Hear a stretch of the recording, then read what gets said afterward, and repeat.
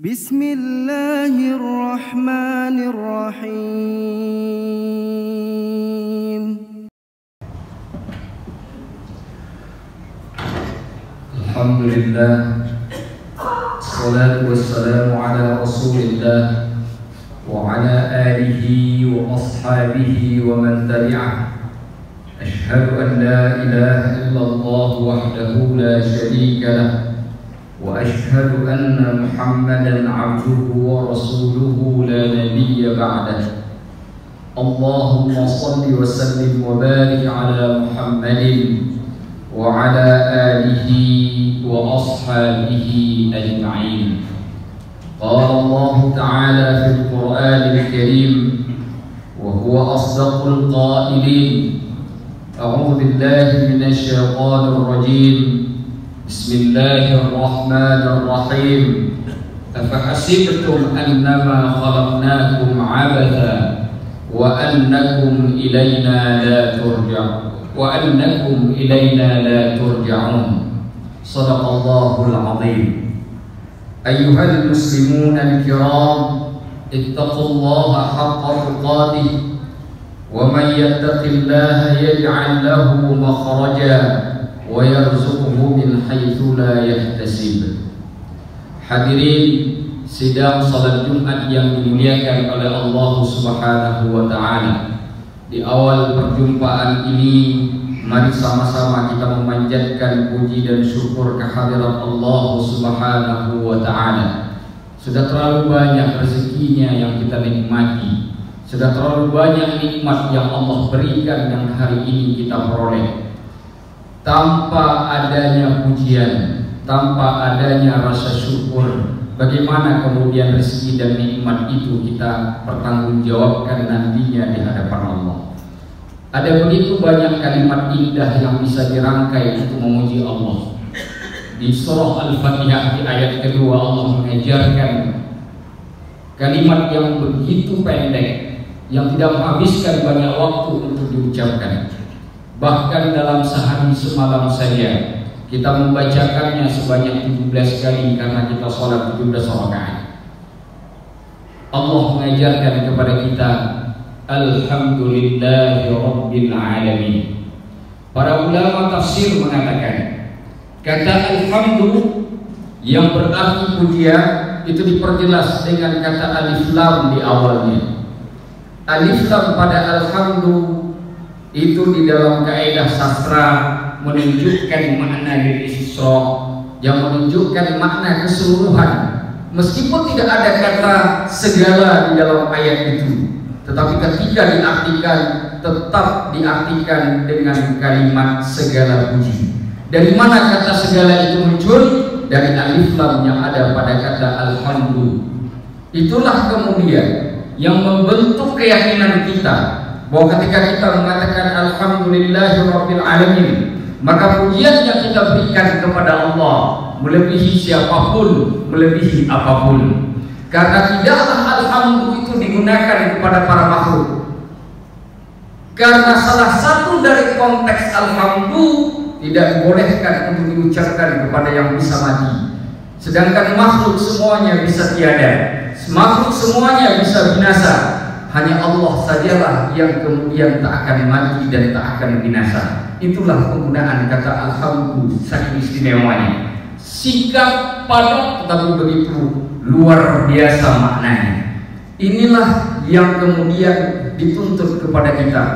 Alasannya sederhana. Ketika Allah mengatakan lillah, Allah memberikan sifat untuk dirinya Rabbil Alamin, Tuhan sekalian alam.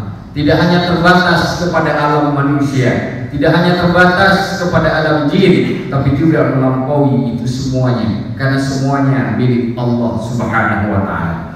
Hadirin sidang jemaah Jumat yang dimuliakan oleh Allah Subhanahu wa taala.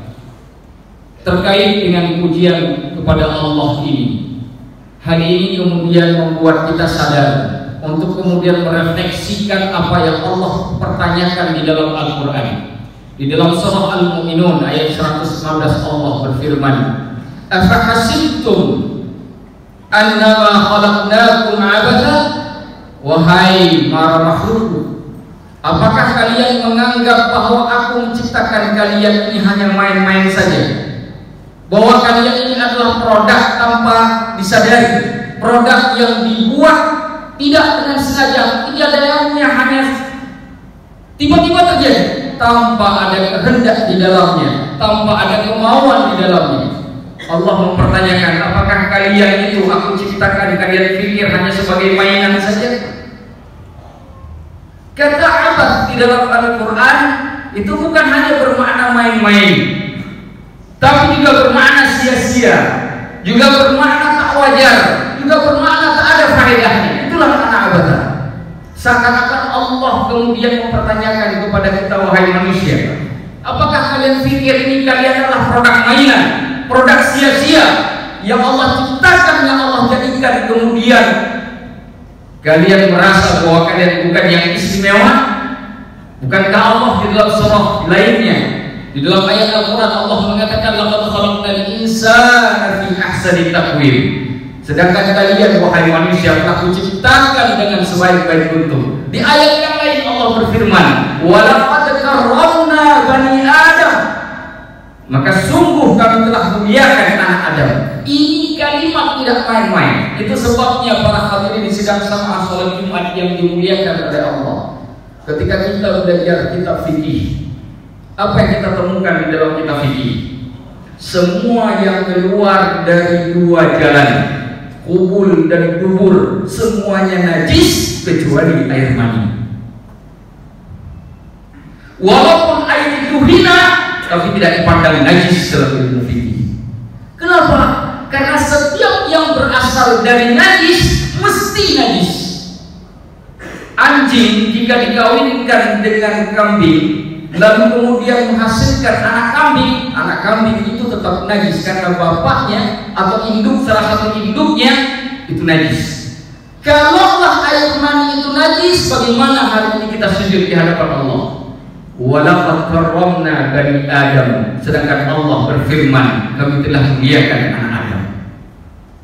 Satu-satunya cairan yang keluar dari dua jalan yang tidak najis, itulah yang membentuk kita hari ini.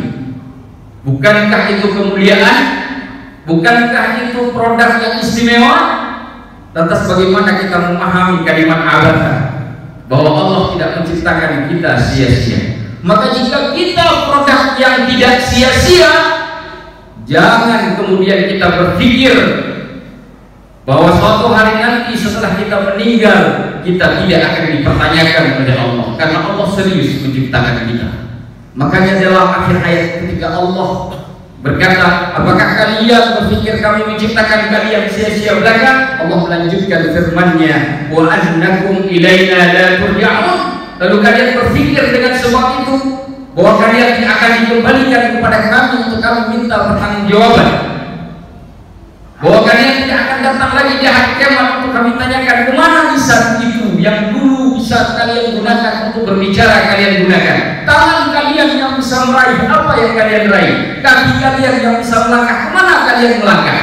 Pertanyaan itu akan kembali ditanyakan oleh Allah, karena Allah serius menciptakan kita. Hadirin sidang salat Jumat yang dimuliakan oleh Allah, saya ingin berikan satu contoh betapa seriusnya Allah ketika menjadikan kita. Mungkin hari ini kita sering sekali bertanya, di mana kasih sayangnya Allah, di mana keadilannya Allah ketika saudara-saudara kita di Palestina dibantai oleh orang-orang Yahudi. Padahal Allah semuanya sudah menjawab di dalam Al-Quran. Jika kita buka Al-Quran surat Al-Isra, maka jawabannya di halaman pertama sudah kita temukan.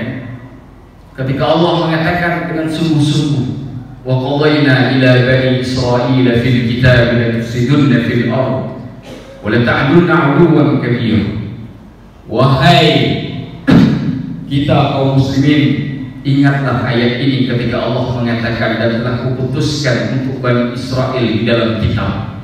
Imam Al-Baghawi dalam kitab Ma'alimut Tanzil menyebutkan kata kitab di dalam ayat tersebut bisa bermakna kitab Taurat, bisa juga bermakna Lauhul Mahfuz. Artinya Ketetapan itu sudah ada dari sejak zaman azali, bahwa Allah tetapkan kepada Bani Israel. Apa ketetapannya? La tufsiduna fil ardi marratain, bahwa kalian akan melakukan kerusakan sebanyak 2 kali. Hanya 2 kali, tidak lebih dari itu. Hanya 2 kali bahwa Bani Israel bisa melakukan kerusakan di dunia ini. Wa la ta'dunna 'uluwan kabira. Dan ketika kalian kemudian melakukan kerusakan itu, kalian akan menyombongkan diri dengan setinggi-tingginya. Kapan 2 kali itu? Syekh Mutawalli Asy-Sya'rawi di dalam kitab tafsirnya menyebutkan bahwa 2 kali yang dimaksud, kerusakan pertama dilakukan oleh Bani Israel ketika berada di kota Madinah, ketika berhadapan dengan Rasulullah dan para sahabatnya. Karena ayat selanjutnya menyebutkan Allah kemudian memutuskan hamba-hambanya uli baksin syadid fajasu khilalan dia. Allah utuskan hamba-hambanya yang begitu perkasa, yang kemudian merajalela di daerah-daerah, di kampung-kampung Yahudi. Wa kana wa'dan maf'ula. Itu merupakan janji yang Allah berikan dan itu mesti terjadi. Apa yang terjadi selanjutnya? Terusirlah kaum Yahudi dari kota Madinah. Bukankah Bani Quraidah, Bani Qainuqa, Bani Nadir yang ada di kota Madinah sudah terusir dengan sebab mereka mengkhianati perjanjian mereka dengan Rasulullah? Itu yang pertama. Yang kedua sedang datang masanya. Masa inilah, kata Syekh Mutawalli Asy-Sya'rawi, ketika kaum Palestina tanah airnya dirampok, kaum muslimin dijajah, dipermalukan di pentas dunia oleh orang-orang Israel. Itulah kerusakan yang kedua. Tapi Allah ketika mengatakan, Allah memberikan semua fasilitasnya kepada orang yang melakukan kerusakan. Apa? Allah sebutkan di dalam Al-Quran, wa amdadnakum bi amwalin wa banina wa ja'alnakum aktsara nafira. Kami lengkapi kalian dengan harta benda. Bukankah orang Yahudi hari ini yang paling banyak harta bendanya? Wa banina, anak-anak, para tentara. Wa ja'alnakum aktsara nafira, dan kami jadikan kalian memiliki pendukung yang paling banyak. Bukankah hari ini negara superkuasa, negara yang semuanya mendukung mereka? Bukankah itu semua sudah terjadi? Maka Syekh Mutawalli Asy-Sya'rawi mengatakan begini, ide pengumpulan orang-orang Yahudi di Palestina itu bukan ide kita, itu bukan ide Zionis, tapi itu adalah semuanya ketetapan Allah. Karena Allah mengatakan wa qadayna ila bani Israil fil kitab. Tapi apakah mereka akan hancur? Iya. Kenapa?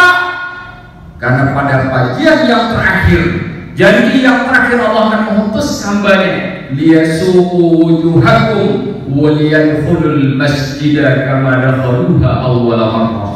Mereka akan menjelekkan wajah-wajah orang yang melakukan kerusakan ini.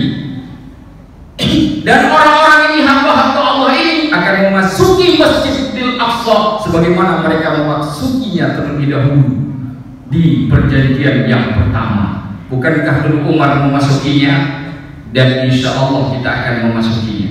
Kalau kita memahami konteks ini sebenarnya dikaitkan dengan surah Al-Mu'minun ayat 119, maka kita paham bahwa semua yang terjadi di dunia ini sudah ada ketetapannya. Usaha saja yang kita butuhkan supaya kita kemudian bisa mempertanggungjawabkan apa yang bisa kita lakukan.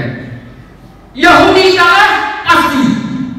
Tapi hari ini ketika itu terjadi, Anda berada di mana? Di pihak manakah kita berada? Itu pertanyaannya. Yahudi hancur pasti, karena Al-Quran mengatakan begitu. Bukankah yang pertama sudah terjadi dan sudah binasa? Maka akan datang pihak yang kedua di mana mereka juga akan hancur dan binasa. Said Hawa di dalam bukunya Al-Asas fi Sunnah wa Fiqhha pada bagian Al-Aqidah Al-Islamiyah menyebutkan ayat yang baru saja khatib bacakan adalah dalil bahwa di akhir zaman Palestina akan kembali ke pangkuan kaum muslimin. Masjidil Aqsa akan kembali ke pangkuan kaum muslimin. Tapi kata Syekh Mutawalli Asy-Sya'rawi, kapan itu terjadi? Bukan tergantung mereka, tapi tergantung kita. Karena Allah di dalam Al-Quran mengatakan ba'atsna ibadan lana, kami utuskan hamba-hamba kami. Kata ibad, kata Syekh Mutawalli Sya'rawi di dalam penafsirannya menunjukkan kepada hamba yang taat kepada Allah, yang memuji Allah terus-menerus, yang taat pada aturan Allah. Dalam bahasa yang lain, kemenangan kaum muslimin bukan ditentukan oleh mereka. Kemenangan kaum muslimin ada di tangan kita. Kapan itu terjadi? Ketika seluruh kaum muslimin yang hari ini hadir di sini, tidak ada lagi yang kemudian keluar dari masjid kemudian melakukan hal-hal yang diharamkan oleh Allah. Itu janji itu akan datang dengan sendiri. Tapi selama itu belum terjadi, maka selama itu kita tidak akan memahami ayat ini. Karena Allah ketika menjanjikan sesuatu, maka Allah tidak main-main. Karena bukankah Allah sudah mempertanyakan dalam Al-Quran, afahasibtum annama khalaqnakum abatha, apakah kalian menganggap, kalian menyangka bahwa kami ketika menciptakan kalian hanya sebagai sandiwara dan main-main belaka, wa annakum ilaina la turja'un, lalu kemudian kalian menganggap dan mengira bahwa kalian tidak akan dikembalikan kepada kami.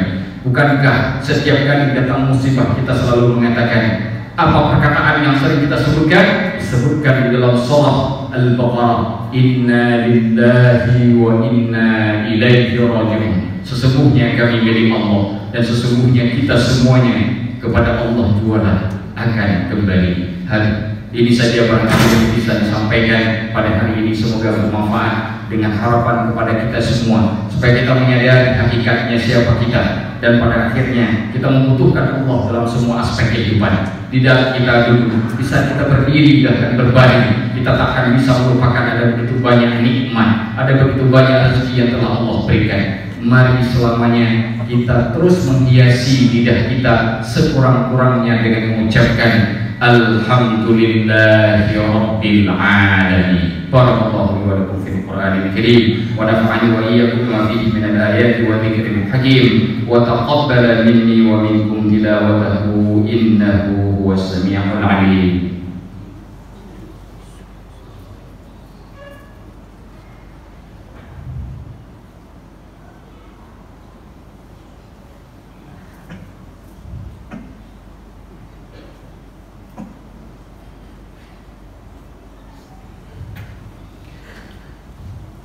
Alhamdulillahi wahdah, sadaqa wa'adah, wa nasara 'abdahu wa 'azza jundahu wa hazama al-ahzaba wahdah.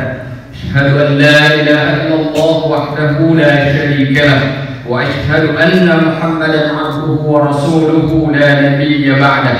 Allahumma shalli wa sallim wa barik ala Muhammadin wa ala alihi wa ashabihi ajma'in. Ibadallah, ittaqullaha haqqa tuqatih wa la tamutunna illa wa antum muslimun. Ittaqullah wa man yattaqillaha yaj'al lahu makhraja wa yarzuqhu min haitsu la yahtasib. Qala Allah ta'ala fil Qur'anil Karim wa huwa asdaqul qailin, innallaha wa malaikatahu yusalluna 'alan nabi ya ayyuhalladzina amanu sallu 'alaihi wa sallimu taslima. Allahumma ighfir lil muslimina wal muslimat wal mu'minina wal mu'minat al ahya'i minhum wal amwat innaka sami'un qaribun mujibud da'awat ya qadiyal hajat. Allahumma la tu'akhidna bima fa'ala as-sufaha'u minna. Allahumma la tu'amilna bima nahnu ahluh wa 'amilna bima anta ahluh. La ilaha illallah iqraran bi rabbi baitihi subhanallah. Allahumma ighfir lana dhunubana wa li ummahatina wa li abaina wa li mashayikhina wa li asatidina. Allahumma la tada' dhanban illa ghafarta wa la maridan illa shafaita wa la dhanban illa maghfura wa la du'aan illa istajabta wa la mujahidan illa nasarta wa la aduwan illa hazamta wa la hajata min hawaijid dunya wal akhirati illa yassartaha wa qadaytaha ya rabbal alamin. Ibadallah, inna Allah ya'muru bil 'adli wal ihsan wa ita'i dzil qurba wa yanha 'anil fahsya'i wal munkari wal baghi ya'idukum la'allakum tadhakkarun. ولذكر الله أكبر أقيموا الصلاة. فبأي آلاء ربكما تكذبان